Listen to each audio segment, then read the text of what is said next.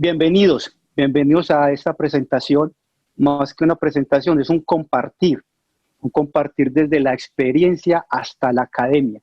Y por eso hoy tenemos dos invitadas, la terapeuta respiratoria certificada, especialista en paciente crítico Jennifer Torres y Lisbeth Roldán, terapeuta respiratoria, magíster en salud pública, docente investigativa y fellow de la Asociación Americana de Cuidado Respiratorio.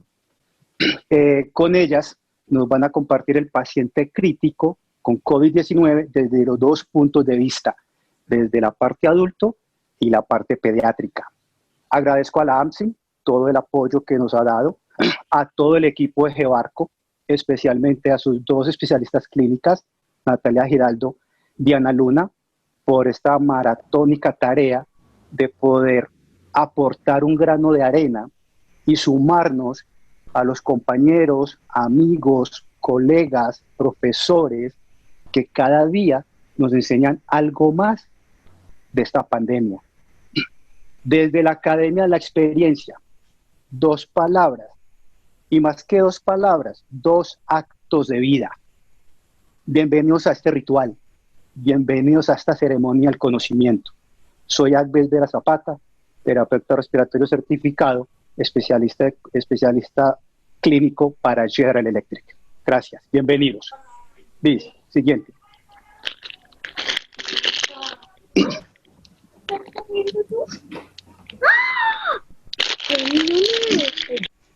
Para hacer un pequeño introducción, vamos a hablar un poquitico de lo que ya sabemos del coronavirus. Sabemos que el coronavirus tiene una capa, tiene una capa de proteínas que es el que lo protege. ¿Qué diferencia el coronavirus de los otros virus? Que el coronavirus está compuesto de RNA y no de ADN. ¿Qué es la diferencia de esto? Que el ADN utiliza utiliza la energía de la célula para multiplicarse. Mientras que este virus, que tiene un ARN, secuestra la fábrica de energía de la célula para multiplicarse y la activa. Por eso esa es la diferencia tan grande entre los otros coronavirus y el COVID-19. Los coronavirus fueron descubiertos en la década de los 60. Es de origen desconocida. Sus diferentes síntomas todos sabemos que desde una gripa común hasta una neumonía grave o un SDRA poco convencional. La mayoría de los coronavirus no son peligrosos y se pueden tratar eficazmente o incluso sin tratamiento pueden salir. Y la mayoría de todos nosotros hemos contraído este virus en algún momento. Entonces, ¿qué es lo que pasa y qué es lo que llama la atención? Que todos saben la noticia que esto salió de una sopa de murciélago. Ahora dicen las noticias, ahora sale que dice no fue la sopa de murciélago, sino que fue un animal que es el animal más contrabandeado del mundo en Asia, se llama el pangolín. Este animal tiene propiedades milagrosas, tiene propiedades sexuales, de todo lo que usted quiere imaginarse. Entonces, por eso es tan apetecido, tanto su carne como su piel. Pero el problema es que si lo transmitió este animal, si lo transmitió este animal, es donde está el vector que lo pasó de animal al humano. Ahora, según CNN, que es un noticiero muy serio en el mundo, dicen que el vector fue creado en un laboratorio de China. Entonces, todos los días encontramos una noticia, no sabemos, el problema es que ya este coronavirus se pega a la raza humana. Siguiente, Liz, por favor. Hay que hacer una cronología. ¿Por qué se llama 19? Porque empezó el 31 de diciembre de 2019, se detectaron los primeros casos de una neumonía desconocida, de gran impacto y neumonía atípica. El 9 de enero apareció el nuevo coronavirus que se llama 219nCoV, que fue identificado. El 27 de enero del 2020 aparece la primera transmisión humano-humano fuera de China, que pasó en Vietnam. Y el 11 de febrero ya la OMS declara el brote como una enfermedad de salud pública de interés internacional. Y en el 2027 ya empieza a darse la nueva definición de los casos sospechosos. Siguiente, Liz. Entonces, no es nuevo. Ya en el 2002 hubo una pandemia una epidemia de coronavirus, el síndrome respiratorio agudo grave. En el 2012 se conoció como la fiebre del Medio Oriente, que era el MERS-CoV, y ahora en el 2020, como todos conocemos, el coronavirus disease, que es el COVID-19. ¿Sabemos la infección? Periodo de incubación de 1 a 12.5 días. Recuerden a todos nuestros invitados silenciar los micrófonos, por favor. tiene una vida estimada entre 5 a 6 días. Y ya sabemos que el modo de transmisión es un gotas, contacto y que está en cualquier objeto inanimado hasta por 3 días. Siguiente, Luis. Y este es el reporte de ayer, de hace 24 horas, hace 23 horas y 30 minutos, en el cual ya teníamos 3.105 infectados, 452 se han recuperado, 150 desafortunadas muertes y ya hay 29 departamentos. Entonces, esta es la epidemiología que tenemos para el COVID-19. Es un problema también mundial, como ustedes saben, y es lo que pasa actualmente. Liz, la siguiente. Entonces, ¿cómo está la visión epidemiológica del COVID-19 desde la parte pediátrica? Liz. Bueno, primero que todo, muchas gracias a General Electric, a GeoArco y a la AMSI por la invitación, a todos los participantes por estar acá. Muchísimas gracias. Lo que vamos a hablar hoy es más como un acercamiento a las guías y a la evidencia clínica, como lo hablaba Agnes ahorita. Sin embargo, eso no significa que es superficial o que es superflua, sino que es un poco, pues es básica, pero que pues traemos la información, digamos, que es más relevante para el cuidado respiratorio. Hablando sobre la evidencia de la enfermedad o la prevalencia, entonces tenemos que básicamente el 20 de enero de este año el doctor Schenger informa sobre el primer caso de coronavirus en niños y la prevalencia aún no se conoce porque digamos que los casos que se han reportado en comparación con los adultos pues son menores. En Estados Unidos, menos del 2% de los casos reportados son menores de 18 años y de estos menos del 10% fueron hospitalizados. Se asocia obviamente a una mayor casos de susceptibilidad a los pacientes que tienen comorbilidades o a los que son menores a 1 año. Esta imagen que vemos acá son los casos reportados hasta la fecha, esto es del 14 de abril, o sea, hace 2 días, donde teníamos un reporte de casos. Sabemos, como la gráfica lo indica, que la mayoría de ellos son pacientes que están hospitalizados en casa. Tenemos el 6 de abril una fallecida, y al 14 de abril tenemos un paciente que está en cuidados intensivos. Continuando con esto, está la información por la edad. Entonces también podemos observar acá las edades, que son las edades límites, es decir, los menores de 2 años o los adolescentes. Tenemos lo mismo, un paciente que está hospitalizado en cuidados intensivos, un paciente fallecido, los amarillos son los recuperados y los azules son los que están enfermos pero que tienen hospitalización en casa. Y esta es la información por departamento. Entonces vemos que la mayoría de casos prevalecen en la ciudad de Bogotá, en el departamento de Cundinamarca. ¿Cómo se puede ofrecer, qué se puede ofrecer antes de la intubación en un paciente con infección grave o falla respiratoria aguda por COVID-19? Bueno, entonces, a ver, antes de dar respuesta a esa pregunta, tendríamos que intentar hacer un diagnóstico diferencial con algunos otros virus respiratorios. Lo que pasa es que clínicamente evaluar esto en pacientes pediátricos es muy difícil porque los pacientes pediátricos tienen sintomatologías muy parecidas, inclusive podrían tener, digamos, en el resultado del panel viral, podrían tener otros adenovirus, virus respiratorio sincitial, otros virus que acompañan también al COVID-19, entonces digamos que es muy difícil. Necesitaríamos hacer uso de lo que es los paraclínicos como el panel viral, el FINAN-RAI y las pruebas específicas para el coronavirus. Aquí es muy importante porque antes de entrar a evaluar qué es lo que necesitamos, tenemos que empezar a evaluar el paciente y lo hacemos por medio de estos 4 índices. La PAFI, que es muy conocida por todos, la SAFI, que es la saturación de oxígeno debido a la FiO2, el índice de oxigenación y el índice de saturación. Estas dos que tienen asteriscos, la SAFI y el índice de saturación de oxígeno, pueden ser solamente calculables con saturación de oxígeno, y eso es muy común también en el paciente pediátrico, porque el paciente pediátrico no siempre es posible hacerle una punción. Hemos sabido de pacientes pediátricos que hacen parada cardiorrespiratoria por el dolor a una punción cuando están agotados sus mecanismos como la respiratoria, y entonces digamos que es una medida que tenemos para nosotros mirar el paciente que está críticamente enfermo. Lo mismo, lo que es la SAFI y el OSI nos van a ayudar a diagnosticar el paciente que puede entrar en falla respiratoria o que está en falla respiratoria pediátrica, pero lo que es la PAFI y el índice de oxigenación nos van a servir para evaluar el paciente ya cuando está en estado crítico y que está sometido a ventilación mecánica. Esas son las fórmulas. La OSI y la índice de oxigenación solamente se pueden evaluar en pacientes que están sometidos a la ventilación mecánica, como porque bien lo ven acá, es necesario tener la presión media de la vía aérea para poder hacer estos cálculos. Para los casos de COVID, entonces podemos encontrar el típico paciente pediátrico que tiene tos, que tiene mocos y que uno no sabe si es, como les decía ahorita, digamos un sistema respiratorio o un COVID, pero entonces un paciente que esté sintomático respiratorio, pero que tenga una PAFI normal, es decir, mayor a 30 o una SAFI mayor a 265, se cataloga como un paciente para un caso leve de COVID, no para un SDRA, sino para un paciente que tiene una baja, digamos, pues un caso leve para COVID, no es para clasificar el SDRA, esa es como la diferencia. Y ahora sí, para entrar a diagnosticar el SDRA o para entrar a definirlo, entonces nos vamos a lo que es el HARS pediátrico, y es que encontramos nuevos infiltrados en la radiografía de tórax con compromiso grande del parénquima pulmonar, persistencia de la hipoxemia, o que el paciente requiere oxígeno permanentemente para mantener saturaciones arteriales por encima del 88%, con una PAFI menor a 300 o una SAFI menor a 264. Entonces hablaríamos de que el paciente está en un síndrome de estrés respiratorio. Entonces, ¿qué habría antes de la intubación? Tendríamos dos posibilidades de opciones terapéuticas: la oxigenoterapia convencional o el alto flujo de oxígeno, y la ventilación mecánica no invasiva. Frente a la oxigenoterapia previa a la intubación, bien lo sabemos, la podemos administrar por medio de sistemas de bajo o alto flujo de oxígeno. En pediatría son más usuales utilizar sistemas de bajo flujo de oxígeno, como son las máscaras de no reinhalación, para pacientes que permitan saturar, para facilitar al paciente, saturaciones pues, adecuadas, y que nos entrega una fracción inspirada de oxígeno mucho mayor, por ejemplo, que un Venturi común y corriente.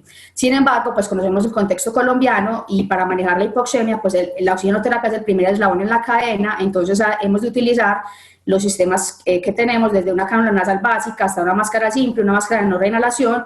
Las cámaras cefálicas ya están un poco mandadas a recoger, como se dice, pero hay mucha controversia todavía en el COVID-19 con el uso de estas cámaras, y enseguida les voy a explicar por qué. Encontramos entonces, entre el soporte ventilatorio no invasivo, encontramos lo que es el beneficio del paciente versus nuestra seguridad, y eso está, digamos, en una balanza, porque es muy importante nuestra seguridad. El personal médico tiene que protegerse muy bien con todos los equipos de bioseguridad, y obviamente pues también hay que ofrecerle un beneficio al paciente. Y en el paciente pediátrico es muy importante saber que la utilización, digamos, de los medios antes de intubar son muy importantes, porque hay que bregar a intubar lo más que se pueda, pues digamos, a los niños. Entonces sería como ese riesgo del paciente en contra de lo que es nuestra seguridad personal, tendríamos que evaluarlo muy bien. Y en cuanto a las guías, entonces la Survive Sepsis nos aconseja utilizar alto flujo de oxígeno, pero las prácticas, el Consejo de Ventilación Mecánica Europeo nos indica que empecemos con ventilación mecánica no invasiva. Entonces ellos no se han puesto de acuerdo todavía. Está la opción de empezar con alto flujo de oxígeno, está la opción de empezar con ventilación mecánica no invasiva. Las cánulas nasales de alto flujo las conocemos bien su fisiología, su mecanismo de acción. Sabemos que ofrece fracciones inspiradas de oxígeno por encima del pico flujo normal, pero sabemos que a mayor cantidad de flujo que estemos ofreciendo, pues va a ser más posibilidad de que haya aerosoles y que eso pueda contaminar a las personas que estamos atendiendo.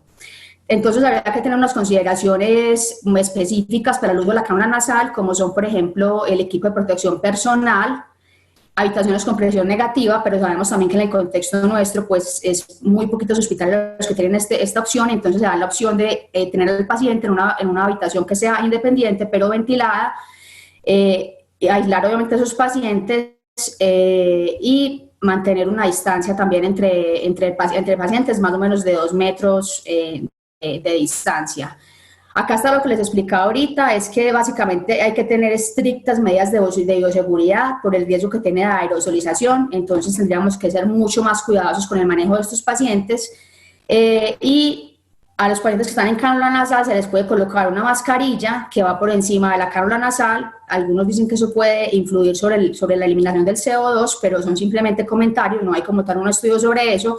Y esto de la cámara cefálica es porque lo han considerado no como oxigenoterapia de la cámara cefálica, sino como una medida de aislamiento. Es decir, el paciente que esté en cánula de alto flujo se le colocaría la cámara cefálica, y eso para evitar la dispersión de partículas. Entonces sería como es el uso, al igual que hemos visto en el proceso de intubación, cómo hacen unas cajas de acrílico o cómo se utilizan, digamos, plásticos sobre el paciente para tratar de aislar en la mayoría de lo posible el virus.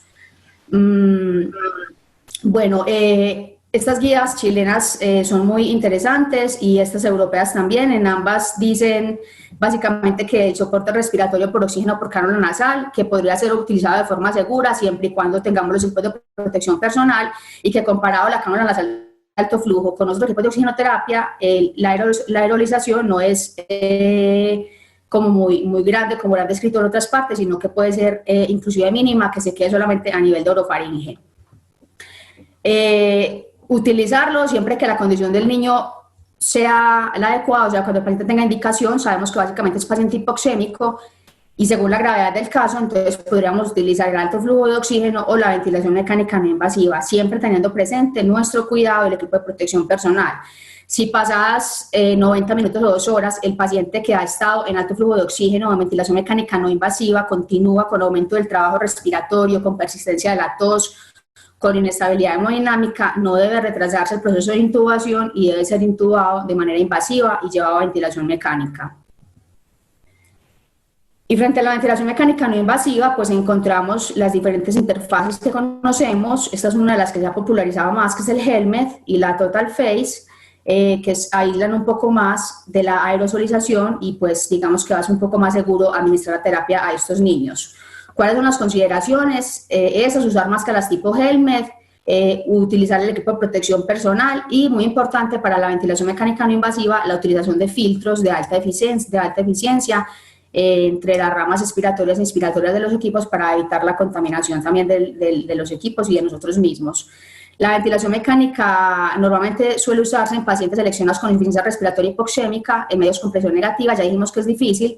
El riesgo de fracaso de tratamiento ha sido alto, pero esto es más que todo en adultos, en el MERS y en el SARS, entonces se ha extrapolado un poco porque realmente la terapia ha funcionado muy bien en paciente pediátrico. Y los pacientes que son tratados con cánulas de alto flujo o con ventilación mecánica no invasiva tienen que tener una monitoría de cerca porque en cualquier momento pueden hacer un deterioro clínico y es necesario correr a intubar, entonces una intubación que sea de manera temprana y de manera oportuna.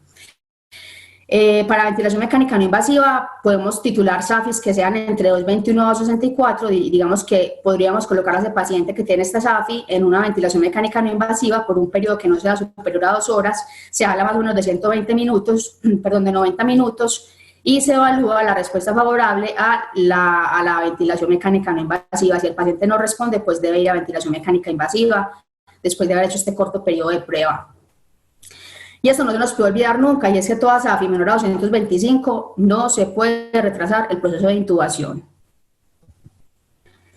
Frente a la intubación orotraqueal, pues hay diversos estudios, yo revisé varias guías clínicas, esta es la que a mí más me gusta, digamos que es una de las que está más estructurada y que tiene mejor nivel de evidencia, pero encontramos básicamente esto, que todos los pacientes con COVID tienen un mayor riesgo para la intubación, básicamente porque ellos presentan una falla respiratoria hipoxémica, que tiene una pobre reserva y que todos los mecanismos compensatorios están agotados. Es el paciente que normalmente hace una apnea, hace una desaturación, hace una apnea y luego de eso recuperarlo con ventilación con presión positiva va a ser un poco más lento el recuperar a ese paciente pediátrico para que vuelva a tener una saturación de oxígeno adecuado y vuelva a tener su comportamiento cardiopulmonar normal. No se logra una adecuada evaluación previa de la vía aérea porque no tenemos tiempo, digamos, de mirar Malampati, ni mirar mediciones clicomentonianas, ni todo eso, no tenemos tiempo de hacer eso. El equipo de protección personal indispensable puede entorpecer los procedimientos y la ejecución de ellos, porque pues estamos ahí como todos enredados, entonces eso entorpece. Y lo otro muy importante es la presión psicológica. Por un lado, porque estamos todos preocupados de no irnos a infectar, y por otro lado, porque tenemos que tener un éxito en la intubación, que ojalá sea en la primera laringoscopia que se realice el procedimiento de intubación. Para intubar, entonces hablamos de lo que son los criterios clínicos de estrés respiratorio y encontramos que en los adultos es una frecuencia respiratoria por encima de 30, en los niños es por encima de 30 o las recomendadas para la edad con una PAFI menor a 150, y que la hipoxemia persista después de haber administrado terapia de alto flujo de oxígeno o ventilación mecánica no invasiva por una prueba terapéutica. El lavado de manos y el equipo de protección personal es muy importante. Esto creo que lo han recalcado también en varios webinars que he visto y que he estado la posibilidad de asistir, y creo que es muy importante porque nos estamos sometiendo a un alto riesgo de aerosolización y nos podemos infectar, y sobre todo en el paciente pediátrico, porque como les decía al principio, los cuadros clínicos son muy similares Entonces, lo ideal es que todos los pacientes los manejemos como potencialmente infectados hasta que llegue el panel viral o el estudio específico para diagnosticar el COVID y poder aislar el paciente o levantar el aislamiento, porque es muy peligroso. Entonces, tocaría como tratarlos a todos como si estuvieran infectados. En la conformación del equipo, entonces, encontramos que son 3 personas las que deben estar en el momento de la intubación. Siempre las guías aconsejan que sea un médico, el médico especialista, que bien puede ser el intensivista o un anestesiólogo. Si hay otro médico entrenado, sería el otro médico y una enfermera jefe, o en su defecto sería un terapeuta respiratorio acompañando al médico que va a la cabeza y la enfermera jefe. La lista de chequeo siempre debe verificarse antes de ingresar al cubículo y todos conocemos el equipo que hay que tener de intubación general, pero aquí hay varias cosas que yo quiero resaltar y es, uno, ellos recomiendan que haya biolaringoscopio, aunque también no todas las unidades disponen de ella, pero digamos que el que la tenga, pues la debe usar. La utilización de filtros HME, el sistema de succión, bueno, se debe evitar la succión, en la mayoría de los casos se debe evitar la succión, pero del sistema de succión cerrado que va al paciente ya debe estar conectado al ventilador mecánico, de manera que cuando uno intuba al paciente no sea sino conectar al ventilador mecánico y listo, para disminuir el riesgo de aerosoles. ¿Cómo los preoxigenamos? Entonces los preoxigenamos con una FIO del 100% durante un periodo de 5 minutos previo a la inducción. Los chinos dicen que sirve también colocar unas gasas húmedas alrededor de la boca y la nariz sin obstruir la vía aérea. Hemos visto lo de los plásticos que se mandan a hacer también para los pacientes, o lo de las cámaras de acrílico también para la intubación. En lo posible, no asistir con ventilación con presión positiva, y si se va a hacer, es necesario utilizar filtros de alta eficiencia para el bolseo pues con la máscara. Y en la monitorización, entonces, básicamente vamos a hacerlo por medio del visoscopio, vamos a mirar el electrocardiograma, y en los niños es muy importante que se sepa que una baja de la frecuencia cardíaca es el principal indicador de hipoxemia. Más que mirar la saturación arterial de oxígeno, es una baja de la frecuencia cardíaca la que nos está indicando que el paciente está hipoxémico. Y para recordar, entonces, hay que tener presente los procedimientos de susceptibles de generar aerosoles son estas. Creo que como terapeutas respiratorios estamos en todos, entonces el riesgo es muy alto. Aspiración de secreciones respiratorias, aerosolterapia, toma de muestras respiratorias, lavado broncoalveolar, oxigenoterapia de alto flujo que está muy discutido, la ventilación mecánica no invasiva, la ventilación manual con bolsa mascarilla, la intubación y las maniobras de reanimación cardiopulmonar. Jennifer, entre las herramientas de cuidado y la parte un poco de intubación, ¿hay alguna diferencia de tu experiencia con adultos? Bueno, muy bien, muy buenas tardes. Dale siguiente, Liz, por favor.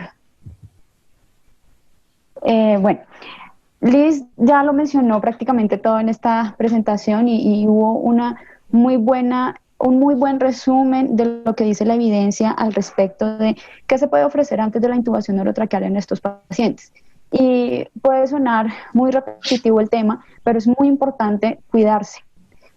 Comparto esta presentación de hace unos días del doctor Leonardo Rojas, donde nos presentaba en esta diapositiva cómo el tema de los equipos de protección personal era un tema tan importante y al mismo tiempo proteger al personal y a otros pacientes de la infección cruzada es responsabilidad nuestra cuando estamos frente al paciente y estamos utilizando las medidas de protección. Asimismo, el uso apropiado va a reducir significativamente el riesgo de transmisión en estos pacientes. Siguiente, Liz, por favor.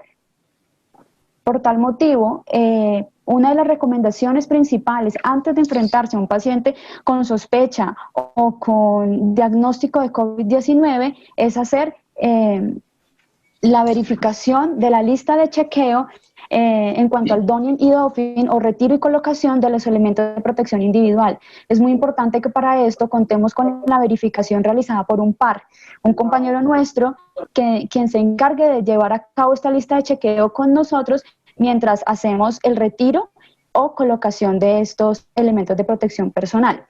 Siguiente, por favor. De ahí que una vez hemos cumplido el requisito, la primera parte de la lista de chequeo de los pacientes que vamos a entrar a intervenir, y una vez protegidos, y respondiendo a la pregunta de qué vamos a ofrecer antes de la intubación a nuestros pacientes que llegan con hipoxemia o falla ventilatoria al servicio de urgencias, lo primero que tenemos que preguntarnos de entrada, como lo muestra este flujograma de la Organización Mundial de la Salud y la Organización Panamericana de la Salud, es: ¿el paciente cumple con los requisitos para ser intubado? Ya Liz lo mencionó muy claramente en las diapositivas anteriores. Si el paciente no cumple con estos requisitos o no se encuentra en falla respiratoria inminente, hay que evaluar la siguiente parte. ¿Hay necesidad de oxígeno suplementario? Lo hablo desde la experiencia. Hemos tenido pacientes que llegan al servicio de urgencias, sospecha y diagnóstico de COVID, y estos pacientes que llegan con falla respiratoria leve, y hemos tenido pacientes que no tienen necesidad de oxígeno suplementario. Simplemente se aíslan con el tratamiento que se requiere para este manejo. Si el paciente tiene necesidad de oxígeno, ya lo mencionaba en las diapositivas anteriores, los sistemas de oxigenoterapia de bajo y alto flujo que utilizan en los niños prácticamente son los mismos que utilizamos en los adultos. Hay que tener la precaución de que estos sistemas que se están utilizando no solo no vayan a generar aerosolización, sino que el paciente debe protegerse, y a este paciente hay que ponerle una mascarilla quirúrgica en su rostro. Hay instituciones que cuentan con la dicha de poder instaurar sistemas de alto flujo. Si estos sistemas están y contamos en la institución con una habitación de presión negativa, donde podemos aislar al paciente y no solamente de forma segura para él, sino para el personal que lo acompaña, se puede recomendar el inicio de la terapia de alto flujo en este tipo de pacientes. De no estar la terapia de alto flujo o de no tenerla disponible, el siguiente paso es avanzar a la intubación orotraqueal. ¿Qué es importante cuando tenemos entonces estos pacientes bajo monitoreo con estos sistemas de oxigenoterapia y con la terapia de alto flujo? Lo mencionaba Liz: monitorear cercanamente y no demorar la intubación si este paciente empeora. Siguiente, por favor. En esta diapositiva quise mostrar cómo los sistemas de oxigenoterapia, cómo la terapia de alto flujo y cómo la ventilación mecánica no invasiva se utiliza en este tipo de pacientes con la mascarilla de protección. ¿Qué es importante? Evaluar la efectividad del sistema. Hay que hacer un seguimiento estricto para identificar el fracaso precoz y por ende avanzar a la intubación orotraqueal del paciente. Hay que tener en cuenta desde que se instaura estos sistemas que constituyen un riesgo biológico importante, y si se usa hay que extremar las medidas de protección. Recuerden que la prioridad va a ser siempre la seguridad del personal. Ahora, una recomendación muy personal en cuanto a los sistemas, a la terapia de alto flujo y a la ventilación no invasiva, por ahora no sería una recomendación inicial si no se cumple o no tenemos todas las medidas para poder hacer de esto una medida segura. Si llegásemos a colapsar, como muchos han mencionado, podría ser una opción cuando ya no tengamos o no contemos con soporte ventilatorio invasivo. Siguiente, por favor. Entonces, como han podido ver, se comparten muchísimas cosas entre la pediatría y los adultos. Simplemente hay cambios sutiles, pero lo más importante es que se recalca en todos los pacientes la protección personal, y eso es lo que tenemos que hacer, sobre todo los que están en el frente de batalla. ¿Cómo hace entonces, Jennifer, el protocolo de intubación orotraqueal desde tu experiencia? Bueno, desde la experiencia quiero compartirles este pantallazo en el que se diseñó en la institución donde trabajo un estándar de manejo para terapia respiratoria en pacientes con diagnóstico o sospecha de COVID. Este estándar de manejo tiene 3 pilares importantes. 1, el paciente cumple con los requisitos para llevarse a cabo la intubación orotraqueal. Si la respuesta es positiva, utilice los elementos de protección personal. Vuelvo y repito, la precaución en el control de la infección es de prioridad máxima. Ahora bien, no es que el paciente llegue y no tengamos listos los dispositivos. Hay que tener una lista de chequeo, hay que establecer un estándar de manejo para el manejo de estos pacientes, en donde vamos a tener preparados dispositivos de vía aérea ya lo mostraba Liz en otra lista de chequeo que se comparte mucho con la de adultos y pediatría, equipos de succión y ventilación mecánica. Aquí en el equipo de ventilación mecánica hay que tener muy presente, y puede sonar tal vez, no sé, odioso lo que voy a decir, pero es responsabilidad nuestra como terapeutas respiratorios que el ventilador mecánico esté listo y calibrado a la hora de someter a un paciente a un soporte ventilatorio invasivo. De tener esto listo, calibrado, con los insumos que se requieren en el momento de la intubación, podemos ejecutar una intubación segura. Siguiente, por favor. Entonces ya después de tener el ventilador calibrado, preparado y intubado, entonces ahora sí, ¿cómo sería ese manejo ventilatorio? Bueno, entonces ya el paciente está ventilado, tiene PIB, está en ventilación mecánica, entonces hacemos lo que es la clasificación de Berlín para el SRA, donde lo vamos a clasificar en leve, moderado y severo, según la PAFI y según la SAFI. Este paciente ya está en ventilación mecánica, como lo hemos dicho, y el objetivo para esta presentación sería básicamente proteger el pulmón. ¿Y cómo lo vamos a proteger? Protegemos el alvéolo, evitando la sobredistensión alveolar y la apertura y el cierre cíclico al final de cada respiración. Es el objetivo, digamos, igual que se sigue para todo paciente en ventilación mecánico, tanto adulto como pediátrico. No se puede formular recomendaciones específicas para el manejo de ventilación mecánica en COVID-19 debido a la poca data en pediatría, pero en general lo que se sugiere es adherirse a los protocolos o el consenso de ventilación mecánica en pediatría y al PALIC, que fue publicado en el 2015. Entonces, bajo estos dos parámetros nos vamos a regir para ventilar al niño. Las recomendaciones generales también que nos hace el Valving Sepsis es básicamente que debemos utilizar volúmenes corrientes bajos de 4 a 7 mililitros por kilogramo peso, presiones mesetas que en pediatría se utilizan hasta 28, en su Valving Sepsis dice que es de 28 a 30, pero lo ideal es que esté por debajo de 28, un mayor PIB frente a un menor PIB, digamos que esto también está como muy para pensarlo en pediatría, porque el fenotipo que nos ha escrito Gattinoni ahorita, el fenotipo H y el fenotipo L, pues no está escrito en pediatría y tendríamos que ir a mirar la radiografía de tórax y evaluar la clínica del paciente, el grado de hipoxemia, para poder determinar si vamos a escalar en el PIB o no. Entonces digamos que tampoco existe como un consenso sobre ello. Mantener presiones de conducciones por debajo de 15 y tolerar lo que es la hipercapnia permisiva, que es pH 720 con una PC2 aproximadamente de 60. La saturación de oxígeno, entonces vamos a buscar saturaciones ideales entre el 92 al 96% del oxígeno en los pacientes, y los que estén en casos más severos, pacientes que la saturación mínima sea de 88. Podemos encontrar entonces pacientes que tienen dificultad al momento del manejo ventilatorio, que son aquellos que presentan hipoxemias refractarias.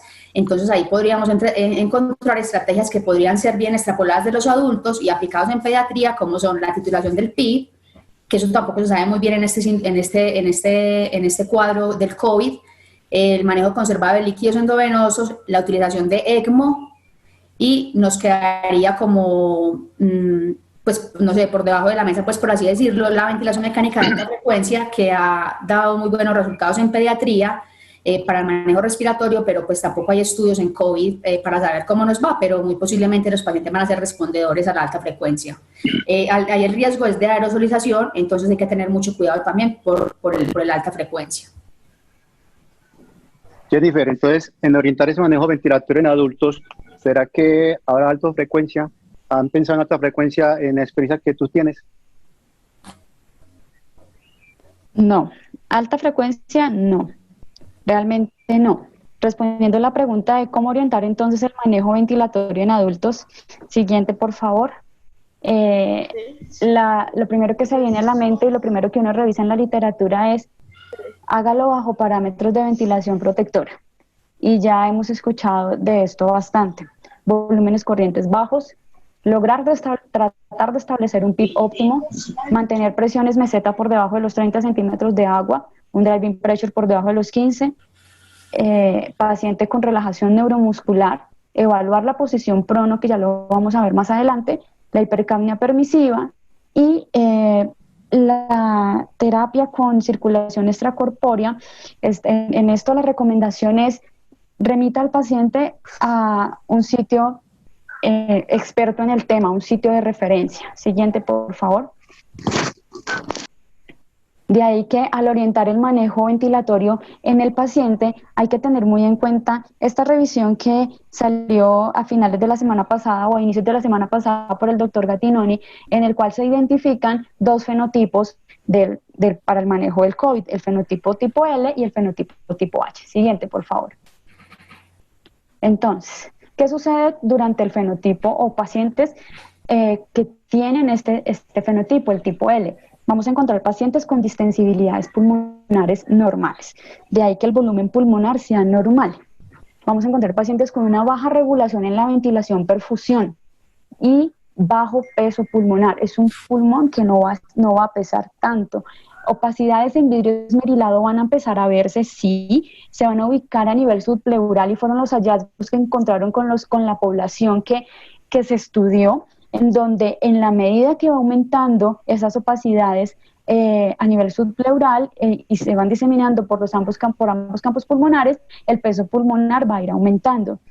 Este pulmón, fenotipo tipo L, va a tener una baja capacidad de reclutamiento pulmonar. Como tiene muy poca cantidad de tejido no aireado, digámoslo así, en pocas palabras, no hay que reclutar porque hay muchas unidades alveolares que se encuentran abiertas. Siguiente, por favor. Con el fenotipo tipo H, entonces sucede todo lo contrario.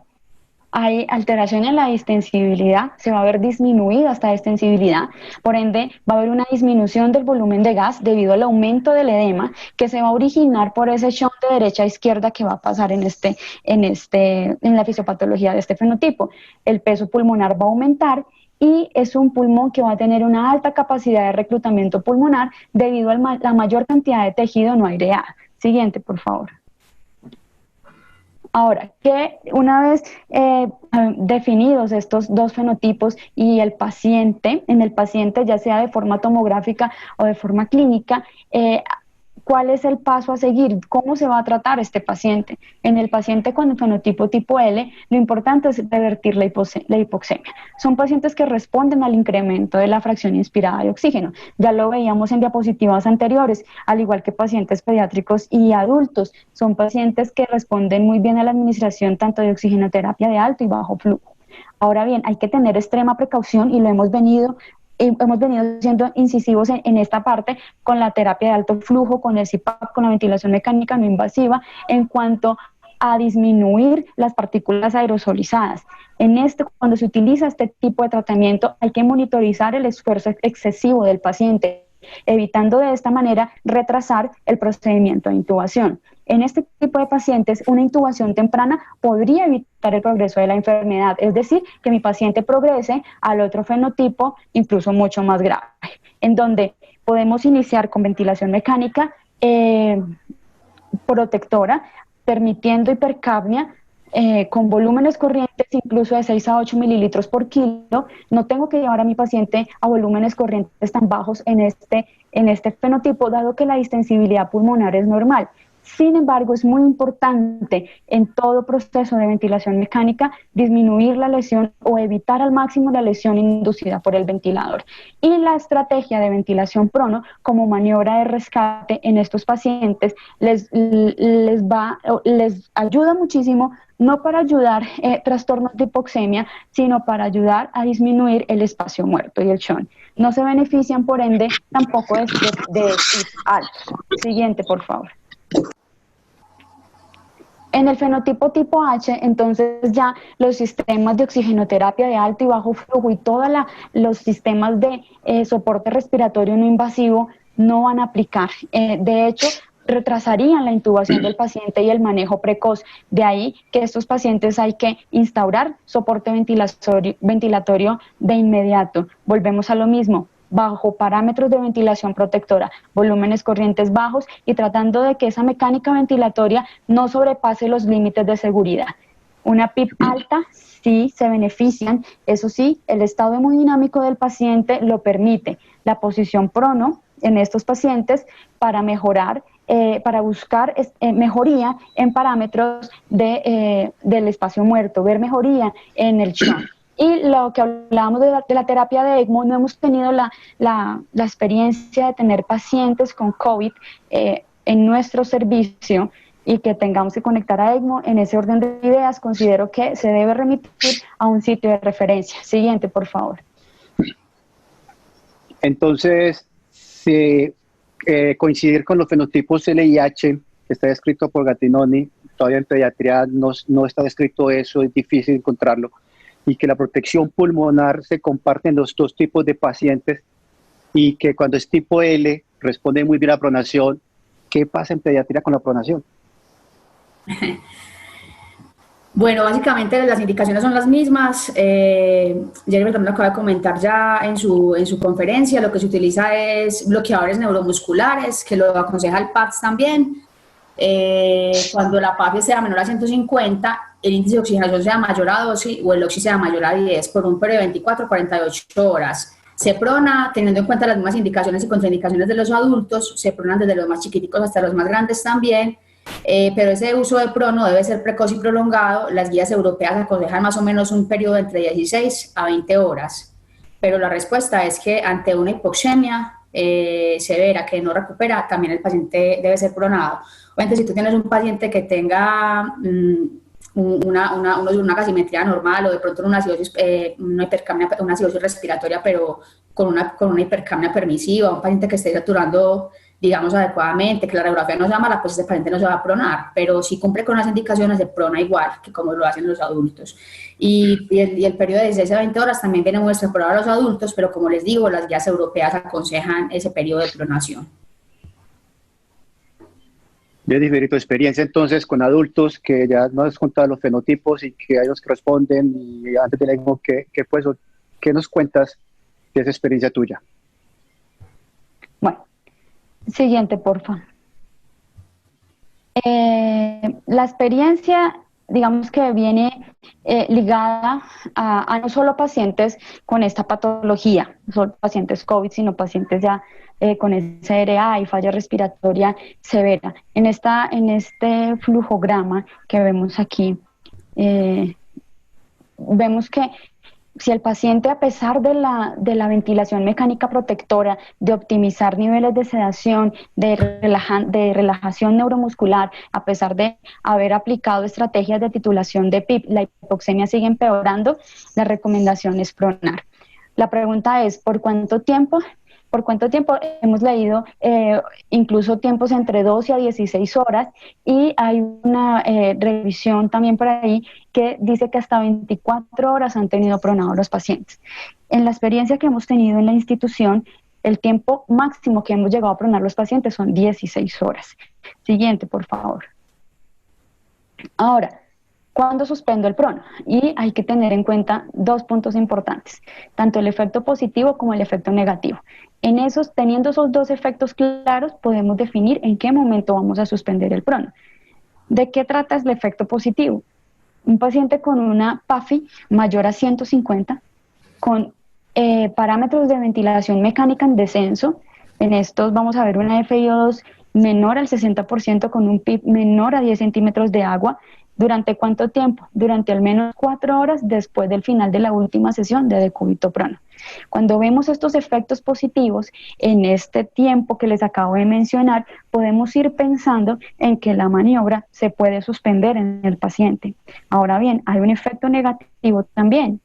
Si cuando pronamos al paciente hay deterioro en la oxigenación, hay disminución de la PAFI mayor a un 20% de lo que tenía cuando estaba en decúbito supino, en ese orden de ideas es un paciente que no se beneficia de esta posición. Lo vivimos con un paciente COVID positivo en el que requirió hasta 4 ciclos, si no estoy mal, 4 o 5 ciclos de pronación de 16 horas durante un periodo de tiempo de descanso de 6 horas en supino, y el paciente no vimos mejoría en los parámetros de oxigenación, todo lo contrario, fueron parámetros que se fueron disminuyendo al pasar de las horas, y se decidió por este efecto negativo suspender la maniobra en este paciente. Siguiente, por favor. Ahora bien, hay unas contraindicaciones generales de la posición, sea para paciente COVID o no. Y contraindicaciones que van desde un shock o paro cardíaco, perdí la presentación, hasta contraindicaciones por heridas abiertas en abdomen o cirugía abdominal. Bueno, entonces estamos hablando de las contraindicaciones generales del prono y estas contraindicaciones, como les estaba mencionando, aplican para todo paciente que se va a pronar, tanto si es COVID como no, como otra patología. Entonces van desde shock, paro cardíaco, hasta complicaciones como heridas abiertas de abdomen o cirugía abdominal. Siguiente, por favor. En la literatura existe una lista de chequeo. Lo importante es que cada institución adapte estas listas de chequeo a lo que tiene en el hospital o en la institución. Esta adaptación que les presento acá es una lista de chequeo que estamos utilizando actualmente en la institución y son indicaciones muy sencillas. Entonces van desde verificar la indicación y que todos estemos claros, todo el equipo que está en ese momento cuando el paciente esté claro de que se va a llevar a cabo el procedimiento de pronación, determinamos el tiempo que se va a pronar, en este caso son 16 horas, contemplamos las contraindicaciones que presenta el paciente, se le explica muy bien al equipo tanto la indicación como las posibles complicaciones para que todos hablemos el mismo idioma. Hay que tomar todas las medidas de bioseguridad y aquí es muy importante que todos lo hagamos siendo par verificadores de nuestros compañeros a la hora de instaurar los trajes y los elementos de protección personal. Evaluar también el riesgo de desplazamientos de los catéteres, del tubo, de los drenajes, de la sonda, suspender la nutrición enteral, realizar las curaciones respectivas en la región anterior antes de pronar al paciente. Y hay algo muy, muy importante en esto y es emplear apósitos sobre las superficies óseas para minimizar las zonas de presión cuando el paciente se voltea. Lubricar muy bien los ojos. Hay protocolos que de pronto no manejan esto, lubricar y limpiar y lubricar muy bien los ojos, cubrir estos ojos y taparlos. Asimismo, pasando a la siguiente columna, tener claro quién va a ser el líder. En este caso y en la experiencia, el líder del procedimiento es nuestro internista, quien delega funciones. Sin embargo, esas funciones ya están muy claras en el equipo, ¿no? El terapeuta se va a encargar de la vía aérea, el jefe se va a encargar de la premedicación, los accesos venosos y los drenajes, y contamos con 2 auxiliares de enfermerías que van a estar preparados para el giro sobre sábanas en 2 tiempos de estos pacientes. Tener muy presente esta lista de chequeo, tiene que ser el verificador y nuestro garante de que estamos haciendo las cosas bien y siguiendo el paso a paso para protegernos nosotros mismos y también proteger al paciente. Siguiente, por favor. Ahora, la maniobra es muy sencilla. Durante el giro y la función del terapeuta va a ser en todo momento cuidando el tubo orotraqueal, ¿verdad? Ya hay funciones que manejamos como equipo, como el hecho de centrar al paciente en la cama, corroborar que el paciente esté en una correcta alineación corporal, monitorizar al paciente, revisar la situación del tubo orotraqueal. Y aquí es muy importante que en la lista de chequeo que hablábamos anteriormente, verificar que ese tubo orotraqueal se encuentre bien fijo, a la comisura que debe estar y verificado por radiografía de tórax. ¿De acuerdo? Siguiente, por favor. Aquí les voy a compartir unas fotografías. Esta es una simulación de pronación. Este no es un paciente real. Es un estudiante, de hecho, el que está ahí acostado. Pero si ustedes se fijan, este no es un paciente o no estamos en un escenario COVID-19. Sin embargo, quiero resaltar aquí la labor que tiene el terapeuta al cuidar del tubo, las tubuladuras del circuito y de toda la vía aérea del paciente en el momento de hacer el giro. Es muy importante esta parte porque pues si hay una extubación accidental, el riesgo que corremos todos los que estamos presentes en el momento del procedimiento es bastante alto. Siguiente, por favor. Ellos aquí hacen la técnica de la doble sábana, una técnica que está descrita en la literatura, y la comparto aquí a modo de fotografías. La estamos llevando a cabo en estos momentos en la institución, pero en estos momentos estamos haciendo capacitaciones e inducciones de cómo hacer bien esta maniobra. De un hospital a otro, todos estos procedimientos y protocolos van a cambiar. Siguiente, por favor. En la maniobra, y ya cuando mi paciente lo hemos dejado pronado, es importante conservar la posición de inclinación de la cama, así como lo hacemos en posición supino, y una de las medidas para evitar neumonía asociada a la ventilación es elevar la cabecera por encima de 35 o 45 grados. Lo mismo va a suceder con estos pacientes. Garantizar esta posición anti-Trendelenburg en la que podamos tener de 10 a 20 grados de inclinación, con el objetivo de evitar el reflujo gastroesofágico y disminuir el edema facial. Ahora, lo que les mencionaba, suspenda la maniobra si se presenta extubación accidental o alguna condición diferente a esta, como paro cardíaco, bradicardia sostenida, alteración hemodinámica en el paciente.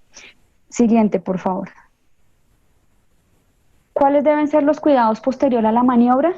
El primero de ellos son los cambios posturales de los miembros superiores y el giro de la cabeza. Aquí dice cada 2 horas y ese cada 2 horas en asterisco. Es muy importante tenerlo en cuenta, ya que en estos pacientes la exposición del personal asistencial en la habitación tratamos de que sea la mínima, ¿sí? Hemos tenido en un turno un solo paciente pronado y los otros pacientes con dispositivos de asistencia de bajo flujo, y cuando hay un solo paciente es mucho más fácil tratar de cumplir este tiempo, ¿sí? Pero cuando está llena la unidad con muchos pacientes en ventilación mecánica y en condiciones de pronación, tratar de cumplir los tiempos de cada 2 horas y mantener los cambios posturales, la alineación corporal del paciente es muy difícil. ¿Qué es importante acá? Y que se debe hacer muy bien antes de girar al paciente, que las prominencias óseas estén muy bien cubiertas, que el paciente no vaya a generarse más adelante lesiones por presión debido a la posición prolongada. De acuerdo al protocolo de la institución, utilice la higiene ocular si esto es lo que se aplica en su institución, y la aspiración de secreciones o el manejo de la vía aérea de estos pacientes con sistemas de succión cerrada. Siguiente, por favor. Muchas gracias por su atención.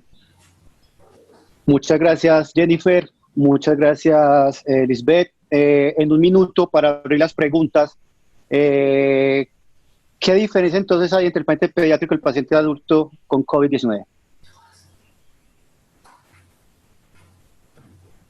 Todas, ¿Liz? porque, a ver, el paciente pediátrico, para empezar, nosotros no vamos a dejar ni la cánula de alto flujo ni la BNI para casos en los cuales ya tengamos ocupado nuestro sistema de salud, sino que nosotros lo consideramos el manejo normal que se le da al paciente pediátrico. Digamos, esa sería una de las principales diferencias. La otra, la monitorización, que en pediatría la hacemos por medio de la SAFI y de la OXI, también obviamente de la PAFI, pero cuando tengan línea arterial, lo que podamos acceder a unos gases arteriales. Y Jennifer, ¿qué dices? Comparto la respuesta de Liz, y pienso que básicamente otra diferencia radica en la fisiopatología de esto, ¿no? En que ya está descrita los fenotipos en estos pacientes adultos. En pediatría todavía no está descrito. Por ende, la ventilación va a estar guiada de acuerdo al fenotipo que tenga el paciente. Perfecto. Liz, hay una pregunta para ti. Dime. Liz, hay una pregunta. Hablas de la SAFI con un valor de 221 y tú dices que con ese valor se debe intubar. ¿Qué ¿Ves algo aquí? ¿Qué correlación hay entre la PAFI y la SAFI para intubar? ¿Qué correlación hay? Lo que pasa es que son dos índices que son parecidos pero no iguales, ¿cierto? Entonces, la indicación de la SAFI es básicamente por lo que les hablaba ahorita, es la dificultad que tienen algunos pacientes pediátricos para tomar gases arteriales. La SAFI es como una forma de evaluación diagnóstica, pero cuando el paciente ya está en ventilación mecánica, lo que hacemos y cómo lo movemos es por medio de la PAFI. Ok, ok. Ah, bueno, y del índice de oxigenación también, ¿cierto? Que me faltó. ¿Inicio de? Índice de oxigenación. Ah, la oxigenación, perfecto. Jennifer, una pregunta aquí, pregunta, la teoría de daño a la hemoglobina y liberación de hierro libre que genera la neumonitis cambia los efectos ventilatorios. ¿Sabes algo al respecto? No he leído nada al respecto, pero considero que desde que se instaure ventilación mecánica invasiva o soporte ventilatorio invasivo en un paciente, lo que se debe garantizar es evitar la lesión pulmonar inducida por el ventilador. De entrada pensamos en utilizar parámetros de ventilación protectora, como ya lo hemos mencionado, y evitar de esta manera, incluso ya se habla en la literatura de que el mismo paciente autolesión pulmonar inducida por el ventilador, cuando el paciente presenta asincronías que no se pueden controlar, cuando el paciente incluso no está, lo iba a repetir, no está acoplado al soporte ventilatorio, pero pues importante garantizar parámetros de ventilación protectora y de esta manera evitar la lesión pulmonar.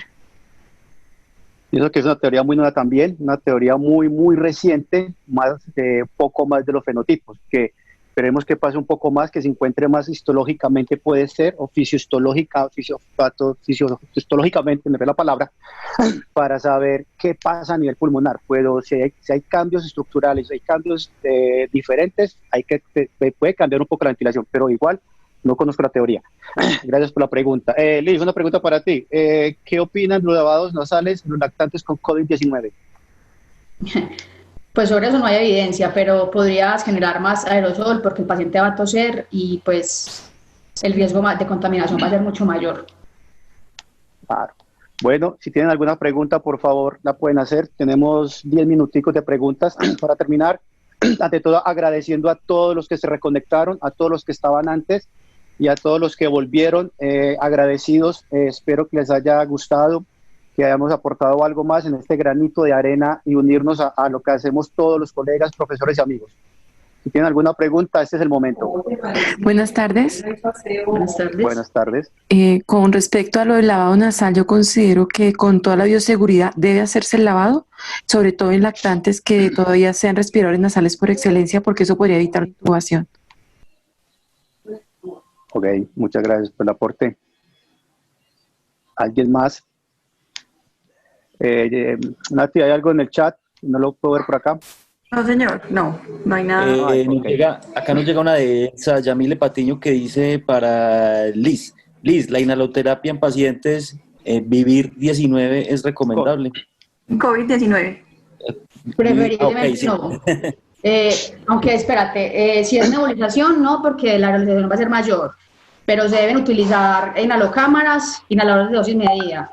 Eso sí, porque inclusive ayer lo hablaban en el webinar de pediatría, y cuando el paciente que tenga COVID tenga asociado enfermedades como sean rinitis o vía aérea superior, como por ejemplo rinitis, o que tenga por ejemplo un asma, el tratamiento no se debe suspender. El paciente debe continuar con el tratamiento indicado, pero con inhalador de dosis medida. Otra pregunta, Liz. ¿Cuáles son los valores normales de SAFI? Por debajo de 226, de 222 toca intubar, por encima de 264 se considera normal. Okay. Una pregunta para Jennifer. Me gustaría saber cada cuánto sería recomendado hacer cambios posturales de miembros superiores y la cabeza para evitar el riesgo del personal médico. Bueno, digamos que eso va muy de la mano con el protocolo que se haga en la unidad. No he leído nada al respecto, o muy poco hay sobre cada cuánto se deben hacer los cambios posturales en estos pacientes debido a la exposición del personal. Sin embargo, como les mencionaba hace un rato, cuando tenemos 1 o 2 pacientes pronados es mucho más fácil que el enfermero en compañía del terapeuta de turno puedan hacer estos movimientos coordinados cada 2 horas, ¿sí? De no ser así y de estar la unidad llena con bastantes pacientes y ante un escenario de escasez de personal, se recomienda hacerla por lo menos una vez por turno. Si es un turno de 12 horas, se puede hacer una vez en la mañana y un turno de 12 horas, una vez en la mañana y una vez en la tarde. En la experiencia que hemos tenido con estos pacientes, hemos tenido pocos pacientes pronados al mismo tiempo. Entonces, si hemos tenido 2 pacientes pronados o 3 al mismo tiempo, ha sido mucho. Y hay 2 enfermeros, 2 terapeutas para el servicio, para la hora del turno, en el cual nos podemos coordinar y hacer los movimientos por horario. Cuando la unidad entonces está muy llena, vuelvo y repito, hay que espaciar estos tiempos, incluso a cada 6 horas. Ok, Liz, ¿se considera surfactante pulmonar en sus pacientes pediátricos con COVID? No sé porque no hay estudios al respecto, entonces no podría decir sí o no. Ok, los cuidados de un paciente con EPOC y COVID, no se trató el tema desde la parte de adultos, no se compartió ese tema, entonces por eso no hay respuesta ahí. La dexametasona, hidrocortisona, ¿ayudan en algo al paciente intubado? No. No. Tampoco, perfecto. Otra pregunta, ya que la población pediátrica usa con mayor frecuencia el óxido nítrico, ¿hay evidencia de su uso en esta población con COVID-19? Dando a la hipoxemia que maneja esta patología, dada la hipoxemia que maneja esta patología. Bueno, las guías europeas lo tienen como entre sus recomendaciones después de que se hizo la ventilación mecánica convencional y el paciente no ha respondido, incluyendo el óxido nítrico, incluyendo el ECMO. Pero no hay estudios como tal tampoco sobre eso. Pero ellos sí sugieren pues que el manejo se puede hacer.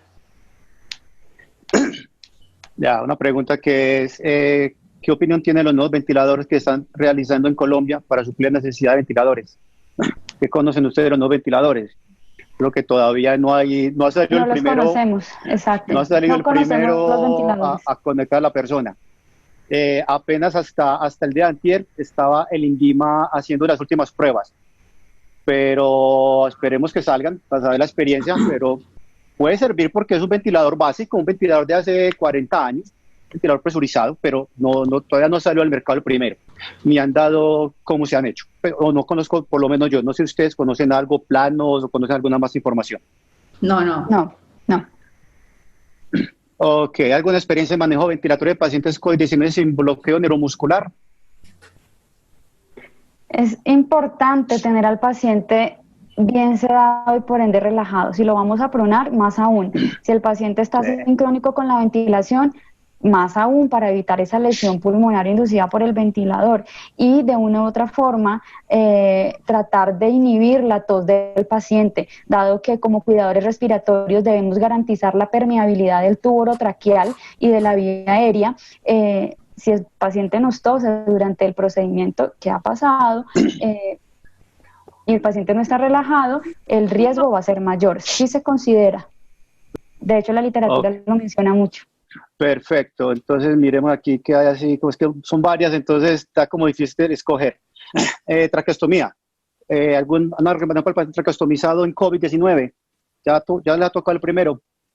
No, y no nos ha tocado el primero, se planteó con el grupo de la unidad y van a hacer traqueostomías tardías en caso de que el paciente no se logre extubar en el tiempo que se tiene durante la ventilación mecánica.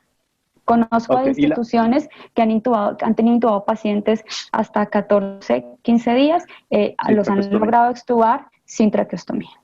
La última pregunta, ¿cómo y cada cuánto se debería cambiar la nariz de camello filtro HME y son de succión cerrada en pediatría?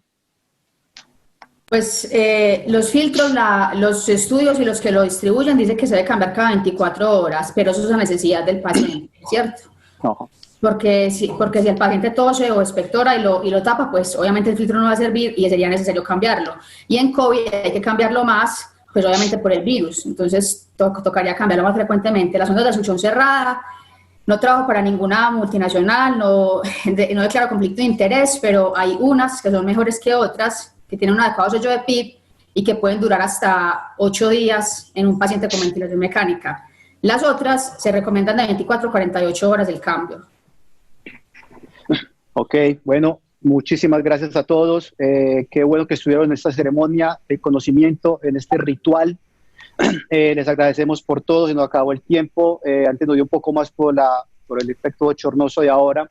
Agradeciendo a Lisbeth, agradeciendo a Jennifer, agradeciendo a todos los que estuvieron participando con nosotros, los que se reunieron otra vez, a Alejandro en la parte técnica, a Natalia, Giraldo y Diana Luna, también compañeros de la parte de Gebarco, y a todos los que apoyaron desde este lado. Muchísimas gracias a todos, buena tarde, y por favor, cuídense mucho, los que están en el frente de batalla, son los que ustedes los fuertes. Ánimo, fuerte y gracias totales.